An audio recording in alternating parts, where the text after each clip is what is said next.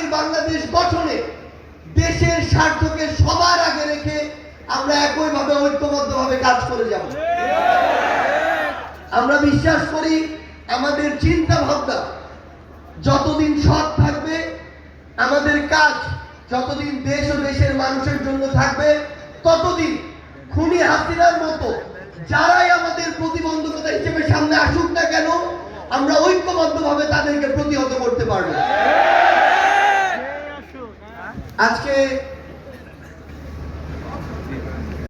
বাংলাদেশ ইসলামী কল্যাণ রাষ্ট্র হিসাবে আমরা গড়ে তুলবো ইনশাআল্লাহ। সেই আন্দোলন সংগ্রামে আগামী দিনে বাংলাদেশের নেতৃত্ব দেবে শিবির ইনশাআল্লাহ। সেই প্রত্যাশা রেখে আমরা আপনাদের প্রতি আরেকটা আহ্বান জানি, এই বছরে শিবিরের থেকে ছাত্র জীবন শেষ করছে প্রায় 1 লক্ষ নেতা কর্মী।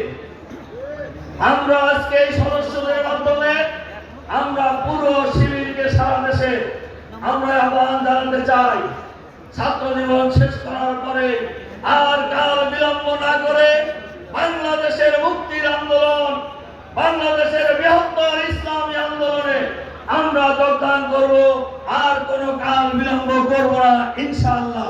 সেই আহ্বান জানিয়ে